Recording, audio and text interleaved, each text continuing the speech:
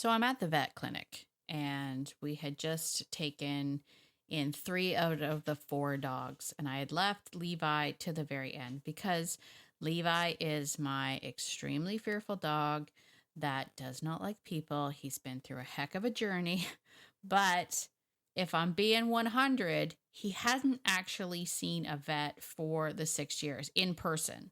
In person. He did see my vet when I lived in Ontario, but that vet would literally just look at him from a distance, and then she let me do the injections because he wouldn't let her come anywhere near him. And I'm a vet tech. If you're just catching this, I am a vet tech as well. So it wasn't like she was just like random, here, take these needles and give them to your dog. I have a skill set. But I digress. The point is that he hadn't actually seen a physical vet for 6 years because he was all up to date on all of his stuff. And then when it was time for him to get checkups and whatnot, it was COVID, and they just did virtual because they knew blah, blah, blah. Fast forward, I have a brand new vet. And can I just say how much I love my vet? I'm going to do a shout out to my Petite Pet Hospital and Wellness Center. I love you so much.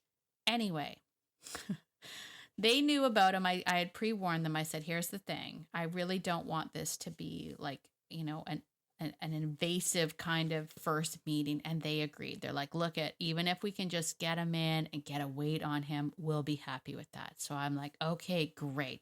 Everyone was on board. I told even the reception staff, I'm like, please don't look at him or even talk to him. The whole thing that you do when you have a fearful dog. And everybody was great. So I go and I get Levi out of the crate, and I bring him in, and he's sniffing, and I'm letting him sniff, and he's doing his thing. He peed on something. I'm like, he's doing okay, right? We walk in. Even the other clients were like not in the way. They were over to the side. Everyone was great. And so he gets in, and he goes over, and he's sniffing the dog food bags, and the door to the office is open. The vet's there. She's not paying attention. I quietly go over and I get Levi to get up on the scale. We get his weight real quick. I say it to the vet tech. Everything's going fantastic. We walk into the room. Everything is great. He's being all sniffy. He's curious. His back legs are shaking, right? Like he was shaking, but he's doing great. And he goes right up to the vet, who's crouched down, and she's not looking directly at him. Crouched down, he goes right up, he starts sniffing her, and she's like, okay, can I offer him a treat? I'm like, he probably won't take it, but okay. She hands him a treat. Does he not take it? And I was like, oh, this is going super duper well. We go through a few more things. He's settling in. She goes, do you think he'll let me at least just give him a little, a listen? And I'm like, let's try. So I put Levi's head near me. I'm giving him a little scratchy scratch. Long story short, this was the first time a vet was able to completely give Levi a checkup. She got to hear his heart, which we found out he has a heart murmur, so it was a good thing she heard it. Heard his lungs. She got to palpate his abdomen. What? I mean, and then to top it all off, he was going up to the vet tech. He was actually, he looked like a nervous dog, but he was curious. He was so curious, and I wanted to cry. I was so proud of him. And when I was telling the vet about it, she was like, oh my gosh, you must have done a great job with this dog. You must have done a lot of work with this dog. And that got me to thinking, how much work have I actually done with Levi? And that is the story for today. I'm going to share a little bit more about Levi's story, one of the most fearful dogs I've ever worked with. And today's topic is called Why Your Training is Actually Holding Your Fearful Dog Back. And the number one way that I transformed fear into curiosity and confidence, the number one way I did it, when reflecting back, this is the number one reason I think everything happened that allowed this dog to actually overcome extreme fear and be the curious, confident little man he was in that vet clinic. That's what we're talking about today on the podcast. Let's get into it. Are you worried that your fearful dog may hurt someone or something else? Do you have to prepare just to take a walk around the block? Hi, I'm Tracy, and I too had that dog. the one that you could only walk at nighttime when no one else was around. And I felt ashamed. And oh gosh, I wish that people could just see the dog that I know and love. I wanted the confidence to be able to walk my dog and not have to worry about who or what was around the corner. And I kept telling myself that if I just keep doing obedience drills and distracting with treats, that things would get better. Until I found the secret.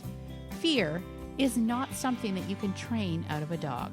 In this podcast, you will find tips to help build your dog's confidence naturally, communication and understanding to foster that trust, and how to address those fear-based behaviors effectively so that you can enjoy a stress-free life with your dog. So if you're ready, stop chopping those chicken wieners, grab your notebook, and let's get to it. Hello, and welcome to Beyond Obedience. I am your host, Tracy. I am so glad you are here, my fellow dog-loving friend. Whew, I tell you, I'm still emotional about that vet visit. I am still emotional about that vet visit because honestly, Levi surpassed anything that I could have ever hoped for him in that moment. Helps when you've got good people.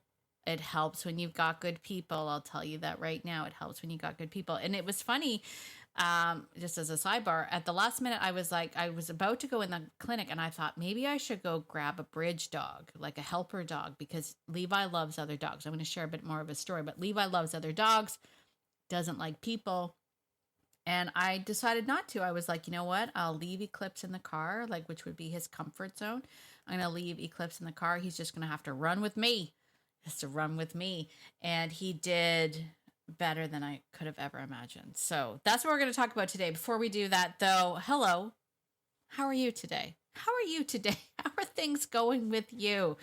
I tell you, summertime is they're the fastest months, are they not? They're the fastest months. I wanted to give a shout out to my friend Denise, who is a pen pal of mine, but also an incredible member of our community relationship remedy. And she is always sending me little messages to let me know how things are going. And the last episode, she was like, I literally feel like you were specifically speaking to me and my current needs with Christopher. And then goes on at the end to say, I am working on myself every single day. And I love that. I love that about the dog lovers in my community, the ones that are like, I know that there's a lot of work that we get to do. And I say we get to do.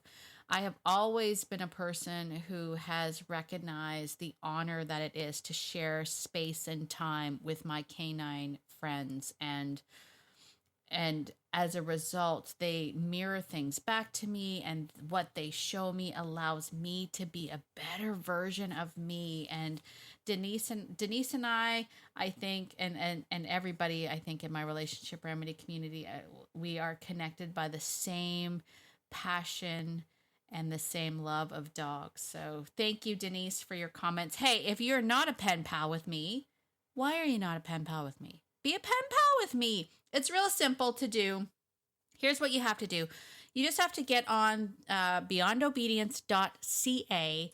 You're going to hang on the page for a second. Look around if you want to. The website's going to be overhauled and all that stuff. I got so much work I have to do, but summer, am I right? Anyway, hang on the page for a second. A pop-up menu is going to come up. You're going to put, it's going to say, do you want to join the Canine Chronicles? You put in your name, you put in your email address, and that's it. Now we're pen pals. I'm going to send you like what's up with me every week, a little note from me every single week. If you want, you can reply. You can hit reply to that, and I will get those messages. And I love those messages. And thank you very much. Also, join our Facebook community, our free Facebook community, Living Beyond Obedience. That's another way you can get involved. On there, you can send me pictures of your dogs, just trying to build up a community of dog lovers like you and I. And that's what we're trying to do.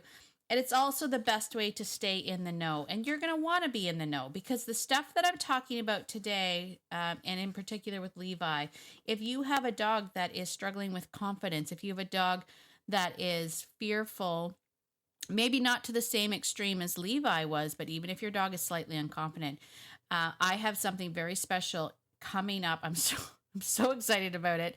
I've been working on it. Every time actually when I open up my slide deck presentation, I start to smile because I love it. I love it so much. I'm really excited to get it out there. It's going to be coming out soon. We're looking probably 6 weeks. That's soon. It's coming out soon. And if you are someone that has a fearful dog, you'll want to be on that list. You'll want to be the first to know. So make sure make sure you're pen pals with me. Make sure that we're connected so we never lose this connection. And then you'll be the first to know when that new program comes up specifically for fearful, unconfident dogs. I'm really excited about it. Levi's story will be featured in it for sure. So just a little backstory on Levi. Let's get into it. Just a little backstory on Levi. Levi came to me many, many years ago, back when I had my daycare and boarding facility as an emergency. I got a shout out from a rescue, and they were like, Tracy, we're really in a bind here. We have this incredibly fearful dog. The dog only trusts the one foster, and the foster has an emergency. The foster has to go to Toronto for a family emergency. No one else can take this dog because he's so terrified. And I was like, oh, okay. And they're like, can you take him? So I'm like, sure. And I remember the first day, the foster mom got out of the car and she opens up the back door and she had like 2 harnesses and 2 leashes on Levi. And he's like just terrified. Now, Levi's not aggressive. He's not a dog that attacks or tries to bite or anything like that. He's not aggressive at all. But he's a bolter. And so when she came out, she said, if we lose him, like, we're not going to get him. Like, that was her concern. Like, we're not going to get this dog if we lose him. And so I was like, okay, well, how do I get the leashes off? And she was like, well, once he's in the run, like, you can take them off and don't leave them on because he'll chew out of them. Like, bolters tend to be also like they'll chew any restraints that are on them, generally speaking. So she's like, don't leave them on him. And I'm like, well, what am I supposed to do? Anyway, she hands me this dog. We take him into the facility. She actually got him in, took the leashes and everything, the harnesses off, closed the door. And she was like, okay, I got to go. She leaves. And this dog is terrified. Like trying to climb up the walls, terrified. And so I'm like, well, this is going to be interesting. So I didn't want to put any pressure on him. The very first, like the first day, we just opened up the door and we tested him with my dogs, and he was good with dogs. Like, that was the only time, like, his tail would start to wag when he saw another dog. But if I was there present, then he would shut right back down. So I had to hide around the corner. And I used like a selfie stick to kind of record what was happening because I'm like, I don't even know what this dog is doing. Anyway, the long and the short of it was he was with me for a while for that boarding, and it took days before this dog even came anywhere near me. What we would do is, because he liked other dogs, we used our dogs to basically help us get him. So we would put him out in the play yard. He'd run out with the other dogs. And if you just saw him with the other dogs, you would think he was a normal dog. Like, you would think Levi was like any other dog because he was happy and joyful and playing. He loved the other dogs. So he would go out and play with the other dogs. He'd play with the daycare dogs. The daycare dogs loved him. He was great. But when it was time to come in, we would have to open up open up the door to the run, or to the outdoor play yard. And then we'd have to open up the door to the kennel, and then the hallway, and then his run specifically. And people would have to hide behind the doors and not look at him. And then we would send Rue out. Rue was my Australian Shepherd. We'd send Rue out to go get him. And then we'd call Rue back in. So when Rue ran in, Levi would follow. And as long as no one was looking at him, if somebody turned at the wrong time, like if they turned to shut the door at the wrong time and he caught it, he would bolt back to the yard. And then he would do his perimeter freaking out, and we wouldn't be able to catch him again. And so we would have to sort of start the whole process over. But it would take time because, like, we broke his trust, and it was a thing, y'all. I mean, we got pretty good at, in order for me to feed him, I had to slide his food under the door. I couldn't open the door and try to give him food because he would freak out, blow his anal glands, the whole 9 yards. And the rescue had him on like so many calming things. He had anti-anxiety medication, calming cookies, thunder shirts, like the whole thing.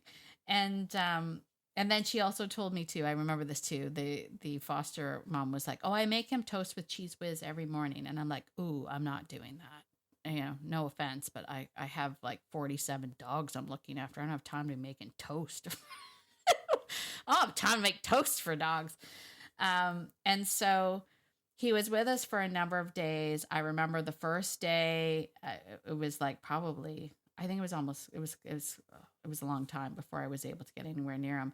But I was sitting in the play yard watching the other dogs, and I look over out of the corner of my eye, and I see Levi sitting beside me on the piece of like wood that I was sitting, the bench that I was sitting on. He was sitting beside me, close enough, like still within arm's length. Like if I had have reached my arm out, I could have touched him. And I didn't, obviously. That would have been the worst thing if I had touched him. But I could have. Like he was that close to me. And I remember this looking straight forward and internally going, "Oh my gosh, he's beside me." Like it was the biggest thing. So the long and the short of it was basically the foster came back, took Levi back. I had a conversation with the rescue and said, he really loves other dogs. Like I think the way to start to like help this dog is to have him immerse with other dogs. So I started off by giving him free daycare because I'm like, I really liked him. Like I really liked him.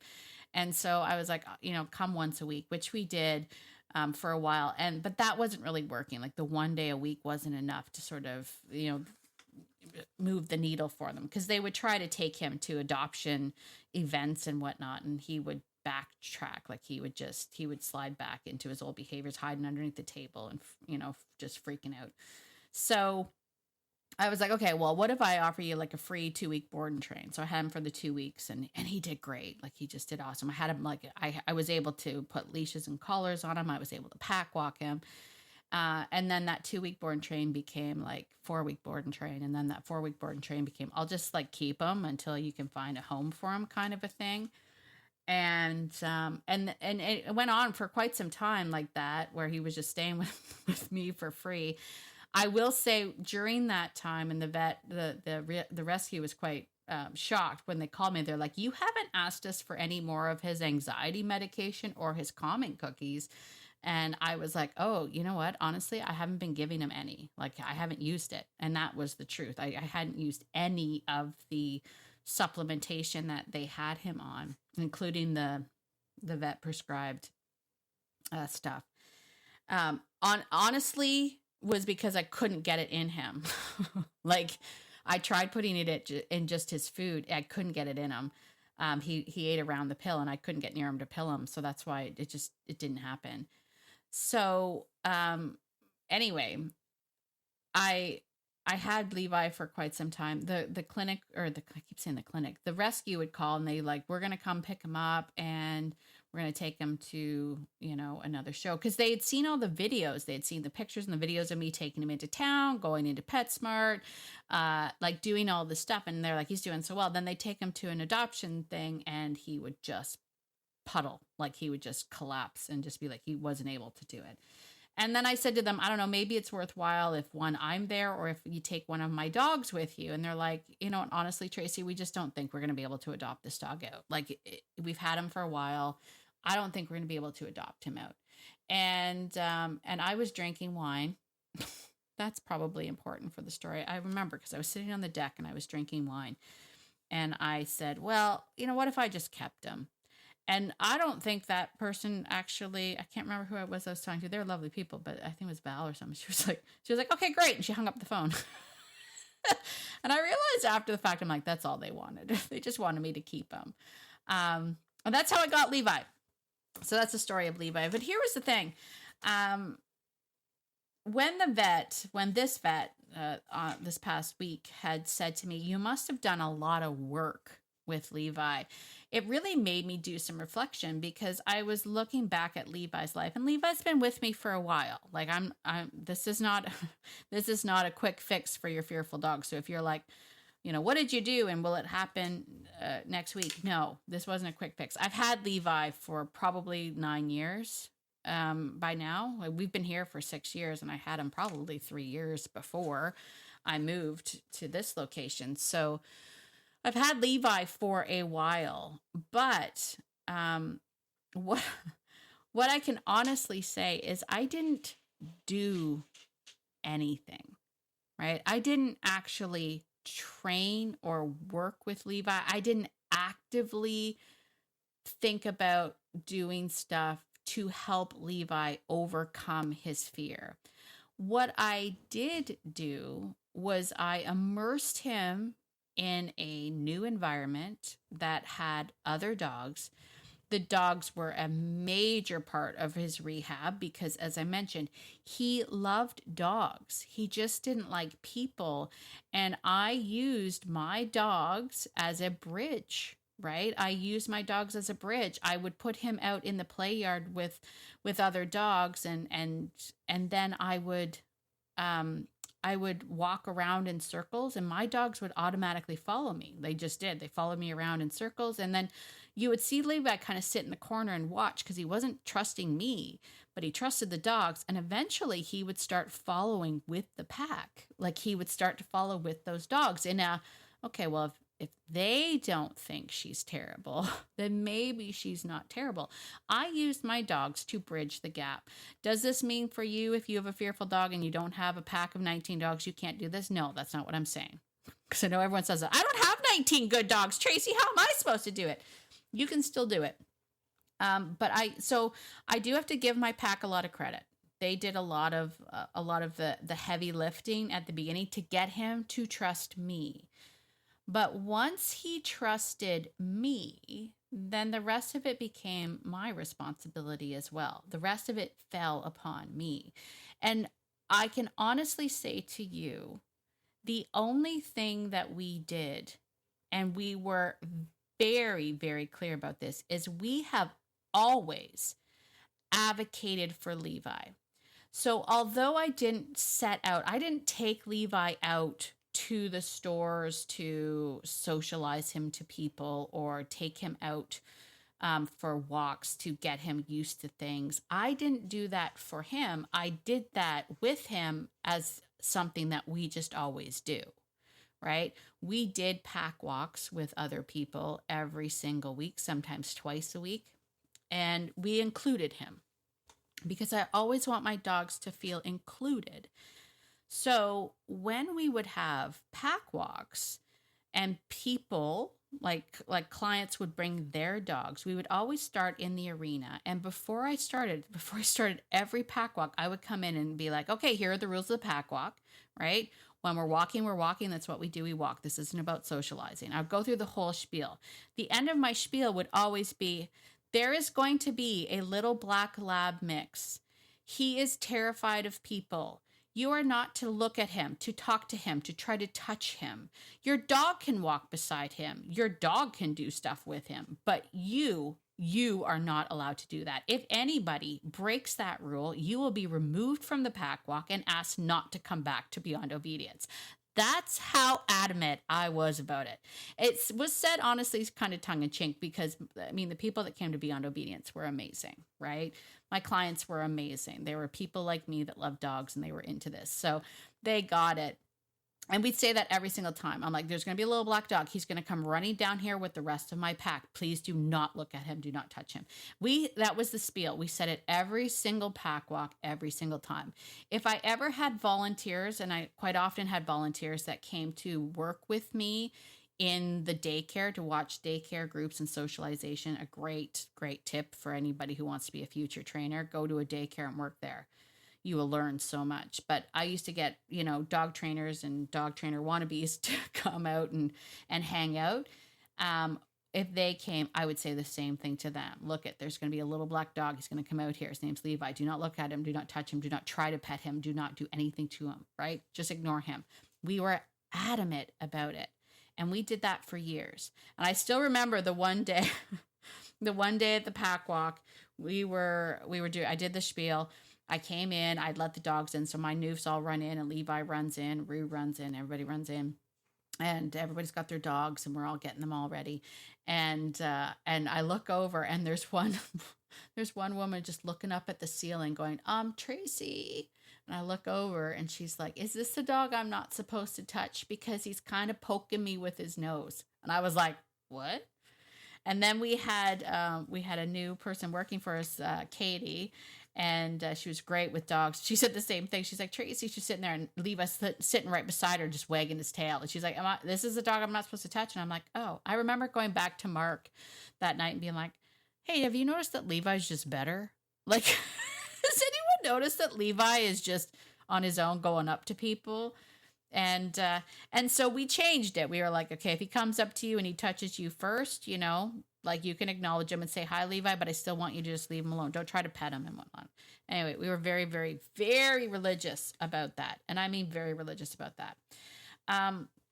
But I think when reflecting back to, I think the thing that made the biggest difference for everybody involved when it came to this transformation from Levi being like running up a wall and expressing his anal glands and all of that stuff whenever he saw people, to the dog that walked into the vet clinic last Thursday, walked up to the vets, got a full exam and took treats and walked out the door like he owned the place.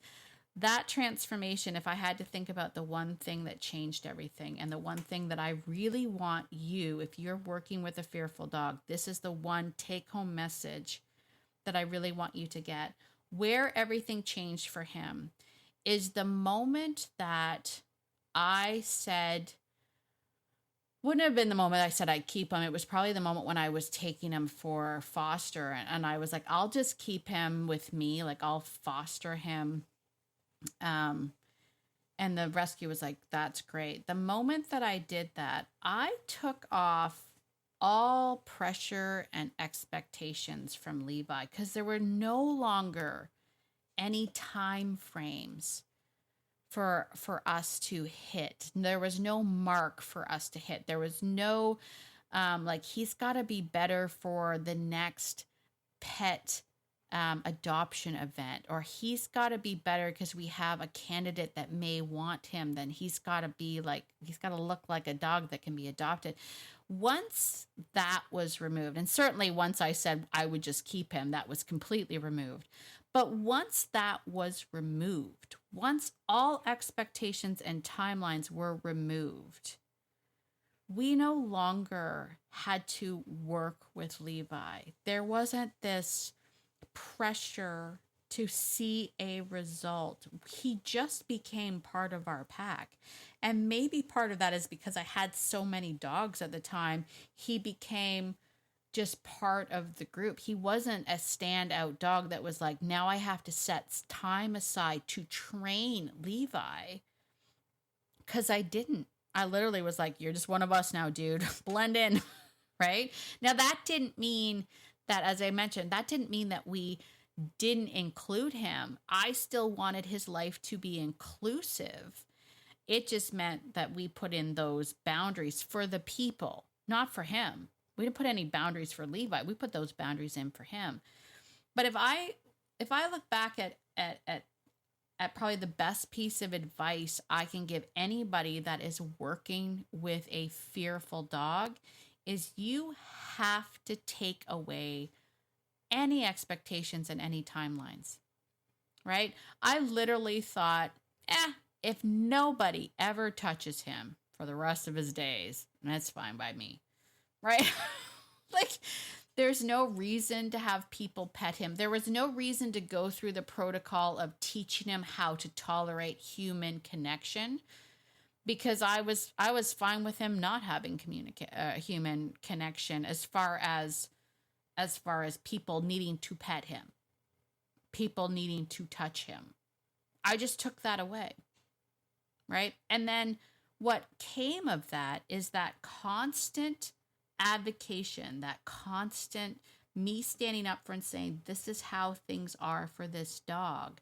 Because I did that, Levi learned to trust not only me, because he did trust me explicitly. He started to trust the situations I put him in. He knew no matter what I put him in, no matter if it was taking him for a pack walk, if it was group walk with people he didn't know, if it was taking him into town, if it was taking him to PetSmart, if it was taking him any place, whatever, he knew without a shadow of a doubt that I would never let people walk up to him. I'd never let people touch him. I'd never let people do anything. And that life layering effect made sure that he trusted anything I put him in. Any situation I put him in, he trusted that. And eventually, and now what we're seeing, and the beautiful thing that we're seeing, and the part that made me want to cry, is that he was starting to trust himself. He walked into that vet clinic last Thursday and he was trusting himself. Like he was working through it. He wasn't pancaking. He wasn't melting into a puddle of anxiety goo. He was sniffing. He was curious. He was like, who are you? He knew without a shadow of the doubt that I was not going to let anybody in that space touch him. So it enabled him to come out of his shell and be the confident dog that he needed to be. And so that's the number one thing that I would say to you. Believe it or not, the number one thing that I would say to you that changes this whole thing is that we have to remove our concept of what of the time frame that we think we should see results. We have to take that away because it's going to be different for every single dog. There's no one in the world that can tell you, oh yeah, if you do this for 3 weeks, 3 weeks scientifically, it means that the neurons have changed. We don't know.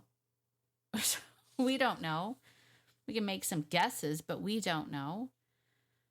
And so for him, the moment that he became my dog, and it was no longer like we're trying to get Levi adoptable. That was the goal. The underlying current of all of Levi's work was we need him to be adoptable. The rescue would call me and be like, he needs to be adoptable. He needs to be able to go to events and not be a puddle of goo underneath the table. Like he needs to be whatever, this vision of what he needs to be. And we took that away from him. And we literally said to him, you just be who you are. You just be you, do you, we're still going to take you places and we're still going to expose you to the world and we're still going to give you this life, but you get to be you with no time frame. And there you go. So there you go, my friends. You know what's really funny? What's really funny is that my podcasts are getting longer and longer and longer. If anyone knows me, they know, oops, I didn't mean to do that. They know that I can talk. Oh, I can talk. So there you go. Again, if you are somebody who is interested in learning how it was that we did this amazing transformation without the training, there's lots of stuff out there. And I'm not saying it doesn't work. Please hear me when I say this. This isn't me saying what the other stuff is, that it doesn't work. The using food and changing their emotional response to a stimulus and using thresholds and all the different training that is out there. I'm not saying it doesn't work. What I am saying to you is on the other side of this, just doing the work of being somebody worth following, being a great leader, putting in those boundaries, being an advocate for your dog, and going through the natural process through fear, right? Allowing dogs to process fear on their own, to have their own wins without bribery and treats and all of that stuff, does have a long-term effect on the dog, right? This isn't his ability to go into that vet clinic was not treat required. I didn't have to bring a pouch full of treats to get him to go in there. He explicitly trusted me. And then he trusted the situations I put him in. And now he's learning to trust himself. And it's the most gorgeous thing in the world. And yes, he's been with me for a while, but honestly, I bet you he would have surprised me years ago. COVID, we weren't allowed to take our dogs into the vet. I didn't get a chance to even try. So here we are. So if you're interested in that kind of stuff, if you're interested in learning how to allow dogs to process fear, how you can be an advocate for your dog, how you can be a support for your dog through a journey, allowing your dog to process that fear naturally so that they get the win, right? I think that's very important for dogs. I want dogs to go through the fear cycle, go, oh my God, I'm going to die, I'm going to die, I'm going to die. Oh, I didn't die. They get that win. And you're just there as the support for them, rather than the pusher or the briber or the convincer, right? You get to just be the person that supports them through this. I'm telling you, the dogs do it. They do it on their own. They get the win. They build that confidence naturally. It is so beautiful. You will love it. You will love it, but you have to have the patience. And the number one thing I need you to do is I need you to get rid of the time frames, right? Get rid of all your expectations of what you think this should look like and just allow the dog to be, and you be there with them. It's honestly so, it's beautiful. I can't even, you guys get it. You get it. I can't even tell you how proud I am of him. I was so proud of him. I was gleaming. And also my vet and my new vet clinic and the techs and everybody in there are amazing. And I love them. And that makes all the difference in the world too. I have to include that as well. So there you go. If you're interested in that sort of thing, then definitely the new program coming out in about 6 weeks, the Fearful Framework that I go through. I go through this exact same system that I use with dogs to live with dogs naturally to help them get to this state without a lot of like training. That's going to be coming out in about 6 weeks. We're looking at probably the second week of September. That's going to be coming out. And if you want to know about that, you got to be a pen pal. Be my pen pal. Be my pen pal. Beyondobedience.ca. Hang on the page. It comes up. It's called Canine Chronicles. Put your name, your email in. Be a pen pal with me. Be part of the Facebook group, right? We're going to be announcing it over there when that course comes out. We're going to be announcing all those things in the community. You got to be a part of the community to be a part of the know. And I want you to be part of the know. So there you go. If you're excited about that, put your hand up in the air. I'm really excited about it. All right. That's it for me today, everybody. As always, if you are listening to this and you enjoyed this episode, could you please do me a favor and share it? Share it with your other dog-loving friends. Let them know about this podcast. Let them know.